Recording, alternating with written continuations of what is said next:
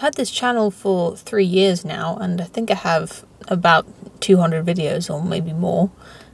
And yet I've never made a video just about Donald Trump, I think. And so I feel like now that the 2020 election is coming up, it might be as good a time as any to talk about Donald Trump and my own thoughts on him as president and as a person, and most importantly, how those opinions have changed over the past 4 years since he, this time 4 years ago in 2016 was the run-up to the, obviously the 2016 election with Hillary Clinton. And like a lot of other people, I didn't like Hillary Clinton, but I didn't like Donald Trump either. And although I didn't want either of them to be president, I probably would have rather that Hillary Clinton won. And I distinctly remember being quite disappointed when I woke up in the morning in whatever day it was in November 2016 and found out to my surprise that Donald Trump had won after all of the media had convinced me that he had a very slim chance, if any chance at all. At that time, and to a similar extent ever since then, there's been a lot of catastrophizing about Donald Trump being the president and how it would impact America and the world, at the larger world. A lot of people sincerely believe that he is evil, or the word fascist is used quite a lot. I've seen Hitler comparisons a fair amount, although less in recent years. It was more when he was being elected.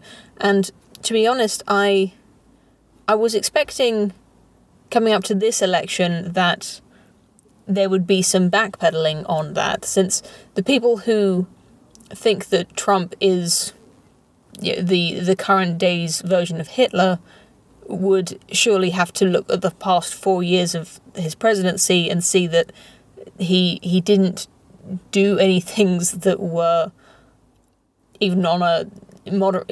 Even if you take the worst things that he did, or your least favorite things, it's difficult to compare any of those things to the kind of things that Hitler was doing, even in his first 4 years of power. For those people who were saying 4 years ago that Donald Trump was a fascist, I can kind of forgive them for saying that 4 years ago, a little bit. What I can't forgive is people who are still saying that now. And when I say I can't forgive it, I mean I don't understand how an intelligent person, an intelligent, emotionally stable person could still be saying that now after seeing him in power for 4 years, unless the presidency of the United States is not as important a role as people think it is. Unless the president of the United States can be an evil fascist who would like to put a large number of people in concentration camps, or commit mass murder or genocide, or to start World War III, and yet even despite wanting all those things, he's unable to even begin doing any of them. That in that universe, that is a very impotent presidency. Someone who wants to do all those things but can't. I mean, ideally, that's what you'd want the Constitution to prevent, right? You'd if that is the case, then I think the American Constitution must be written very well, and the balance of powers must be very well designed for an actual fascist to be in power for 4 years and to achieve none of his aims is actually very admirable. But that isn't what people have been saying. The most vehement critics of Donald Trump, the people who are trying the absolute hardest to stop him from winning, are not saying that the presidency doesn't matter. They're saying that the presidency matters a lot, and that if he wins again, the next 4 years will be much worse than the 4 years that we just had. Or maybe, or rather, they're conveniently ignoring the fact that he has not acted like a fascist dictator in the last 4 years. But coming back to my own opinion of Donald Trump, I didn't think he was a good person. and I didn't think that he would be a good president. I didn't like the things he said or his manner. And right now I can't say whether Hillary Clinton would have been better or worse than Donald Trump in the past 4 years, and I don't know if Donald Trump would be better or worse than Joe Biden in the next 4 years. But I'm willing to believe that he is the better alternative for either term. Just simply looking at where America stands at the moment, compared to what the predictions for his presidency were, the last 4 years have just been kind of uneventful. And I know that's saying a lot considering we're in the throes of a pandemic. And, that there have been some very significant events in the last 4 years. But in terms of Donald Trump's actions and his presidency, it hasn't actually been nearly as significant as I thought it would be. And I have to admit that he doesn't seem to be completely incompetent at his job. And maybe it's not even my place to be saying whether or not I approve of what the American people voted for and what they are going to vote for again this November. Since I've never lived in America, I'm not American. But, as a human being, my life is still affected by, who is the president of the United States. It's a very important country and one that's very close to my own country. And the president of the United States does set a kind of political tone for their entire term.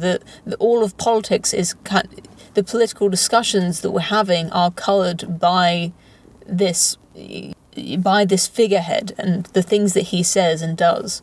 Probably the biggest change, to my opinion, has been how I see Trump supporters and people who voted for Trump. I think, like a lot of people, during the 2016 campaign, as he was sort of moving up and becoming, winning the primaries and becoming the main candidate and then winning the presidency, it was shocking at every single stage that he kept winning, because it just seemed so unlikely. His manner was so unpresidential, and the things he was saying just came across as so odd and unexpected, and offensive in many cases. I just couldn't understand how there were so many Americans who could support him. But I think I kind of get it now. I mean, I think the kinds of people who support him now versus the ones who supported him in 2016 have probably changed. And I guess we'll see how many people vote for him this year. But as of today, if someone tells me that they're planning to vote for Donald Trump, or if they're telling me they're going to vote for Joe Biden, my opinion, my value judgment of that person based on their voting intention is pretty much equal. I don't think of one person as being morally superior to the other, whereas in 2016, as I say, I had a preference for Hillary voters. I had a pretty low opinion of the people who were voting for Donald Trump, and especially his adamant supporters, and I think that was pretty close-minded of me, to be honest. I've never been one to attack people for their political beliefs or to try to make them feel bad, so there's nobody that I need to apologise to, since it was just opinions that I held in my own heart, my own mind.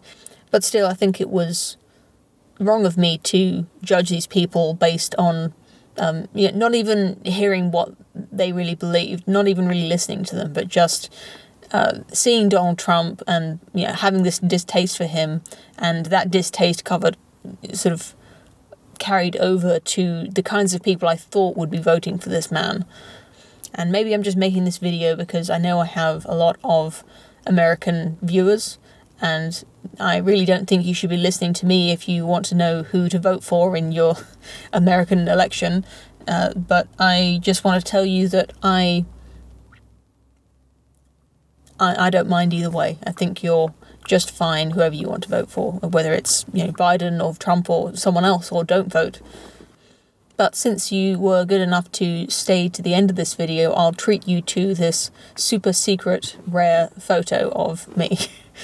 As always, I look forward to reading your comments below, and thank you very much for watching. It's so great to see people still turning up to my videos, and thank you especially if you signed up to the channel membership program on YouTube.